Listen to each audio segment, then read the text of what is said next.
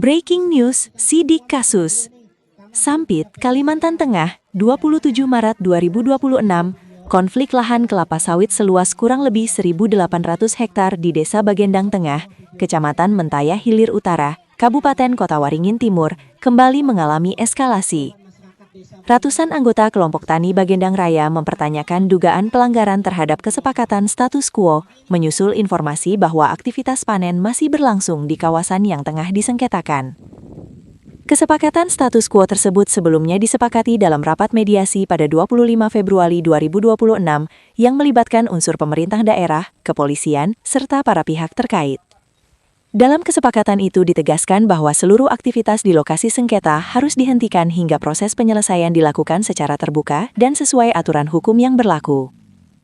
Namun demikian, informasi yang diperoleh di lapangan menyebutkan bahwa kegiatan panen diduga tetap berjalan dan melibatkan pihak perusahaan PT Sawit Sumber Berlian bersama sebagian kelompok tani lainnya. Hal ini memunculkan tanda tanya terkait efektivitas pengawasan serta komitmen dalam menegakkan hasil kesepakatan bersama. Salah satu perwakilan kelompok tani Bagendang Raya yang enggan disebutkan identitasnya mengungkapkan adanya dugaan perlakuan yang tidak seimbang. Ia menyampaikan bahwa kelompoknya tidak diizinkan mengakses lahan, sementara pihak lain diduga masih menjalankan aktivitas di area tersebut. Selain itu, konflik ini turut dipengaruhi berbagai persoalan hukum lain, seperti perbedaan klaim atas kepemilikan lahan dan dugaan permasalahan administratif yang hingga kini belum terselesaikan.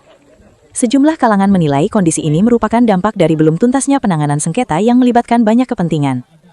Akademisi sekaligus praktisi hukum, Dr. Yudi Ananta Pramudia menegaskan bahwa penyelesaian konflik harus mengutamakan kepastian hukum, transparansi, dan konsistensi terhadap hasil mediasi yang telah disepakati. Ia juga mengingatkan pentingnya kehati-hatian dalam setiap kebijakan agar tidak memicu persoalan hukum baru.